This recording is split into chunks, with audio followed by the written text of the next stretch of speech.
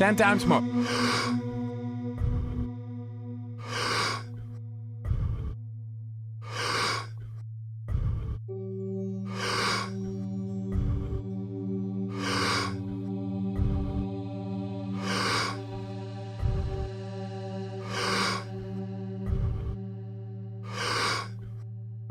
Two times more.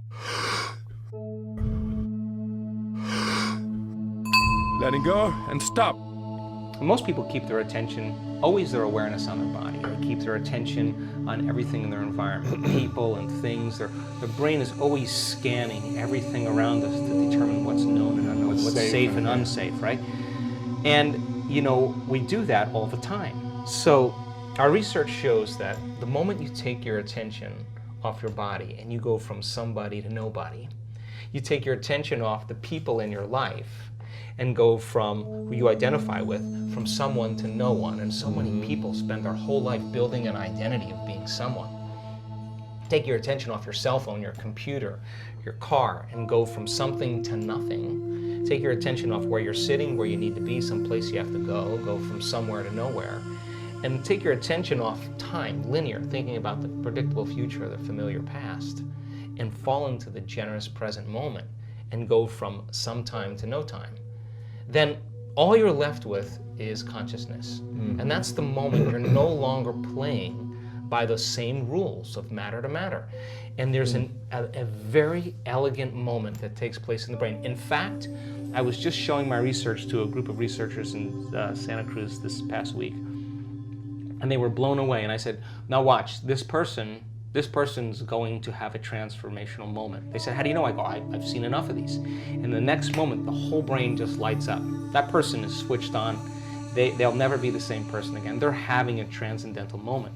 And we could actually predict it and teach it now. It's a formula.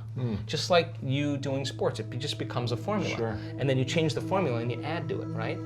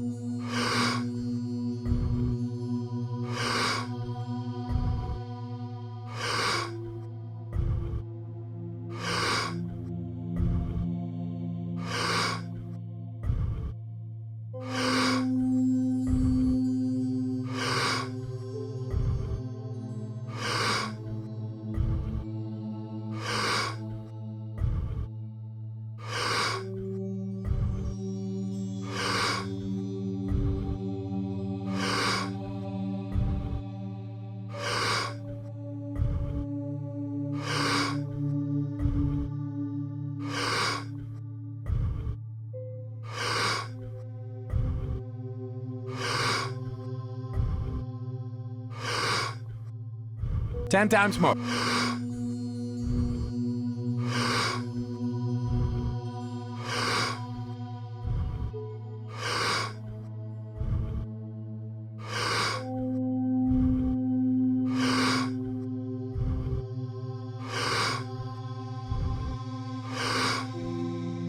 Two times more. Letting go and stop. So when you no longer are identifying with your body, your environment, and time, that's the moment you're pure consciousness. Now, You're just an idea. you're an awareness. Awareness. Awareness that has nothing to do with local space and time. And now, if you're no Go longer... beyond anything. You can go beyond, and that's when the brain, because the brain doesn't change the brain. It takes a long time. It takes a long time for the personality to change the personality, for the ego to change the ego. The programs to change the programs takes forever. Matter takes a long time to change matter. But when you're in this moment, you're no longer playing by those rules.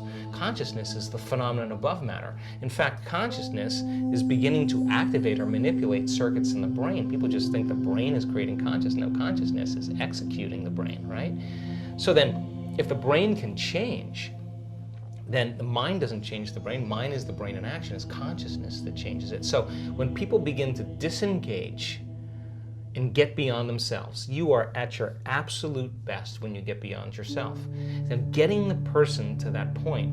How does someone get to that point? Yeah, so we teach them that formula. We teach them to that point where all of a sudden they reach that generous present moment where they just feel connected. And when they're in that place, all the things they thought they wanted, they actually no longer want because they feel like they already have them. So then imagine living your life from that place. You would be less judgmental, and you would be less frustrated, you would be less impatient. Reactive, And so the formula then is that it requires a clear intention, which is a coherent brain. And when you're living stressed out and something goes wrong, and you're threatened, or you can't predict an outcome, or you have the perception that something's getting worse, or you can't control it, you switch on that fight or flight nervous system that we talked about. Now here's what happens.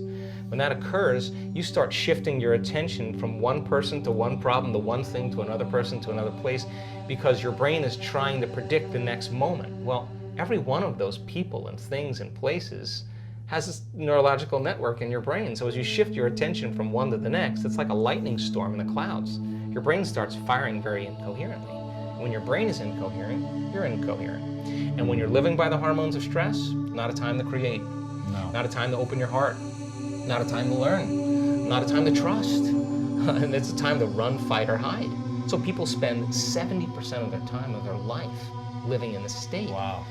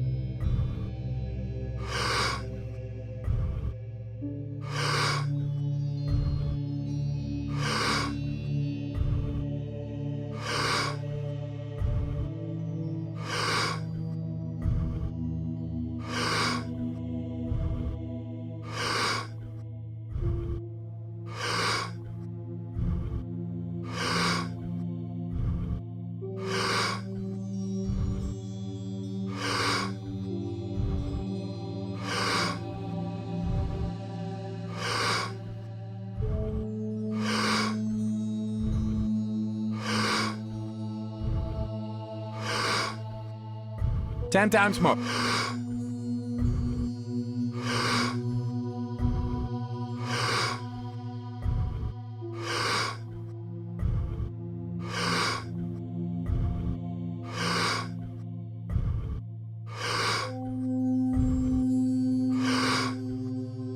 Two times more.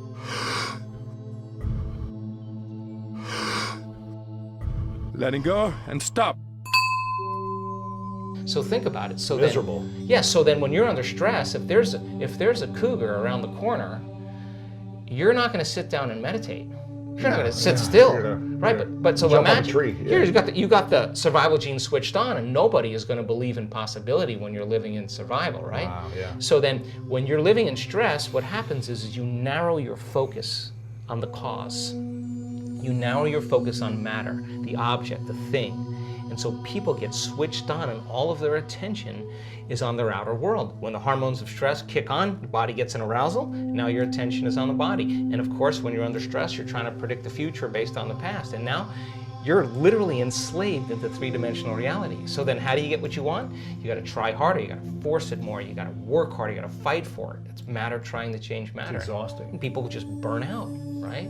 So then we now know that when you go from a narrow focus on something and you begin to open your focus, you create a sense, an awareness, that the act of opening your focus causes you to stop thinking. And if you stop thinking, you no longer activate those circuits, and you start to slow your brain waves down. And as you slow your brain waves down, you start connecting to that autonomic nervous system, the thing that's giving you life.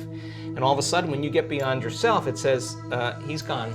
Let's step in and just clean up this mess before he gets back. Really? And its job is to create order and balance. So your body will start to do that for you. The innate intelligence will step right in. Once you connect, you got to connect. So you got to know how to change your brain waves. You can't change your brain waves and you stay in that active state. You're basically moving furniture around. You're analyzing your life within some disturbing emotion. And I can tell you, after looking at all those brain scans, if you're analyzing your life within some disturbing emotion, you're going to make your brain worse. In fact, you are thinking in the past, right? So you teach people the formula, how to open their focus, change their brain waves, connect to that invisible field, and all of a sudden different compartments of the brain start synchronizing. The front of the brain starts talking to the back of the brain. The right side starts talking to the left side. And all of a sudden, what sinks in the brain links in the brain. And all of a sudden, you see this person starting to feel more like themselves. And when you see those two hemispheres of the brain start lighting up, watch out, because that person's going to feel really whole. They're going to start loving life. They're going to feel like they're going to be in love with life, because the union of polarity and duality is wholeness at the exact same time. Coherent brain. When you're resentful, when you're judgmental, when you're impatient, your heart beats out of rhythm. Why? You're stepping on the gas and you're stepping on the brake at the same time. Your body and its intelligence, living in survival, is saying T-Rex is back there, but you're not running because you're sitting across the table looking at somebody smiling and your body's revved up, right? So the heart is beating arrhythmically. And when that happens, you're squandering, or you're using all the body's life force and turning it into chemistry, right? Using all that energy to survive as opposed to think beyond. Right. So you're drawing from your vital life force, that invisible field around your body, and you're turning it into chemistry. You actually are going to shrink your own field.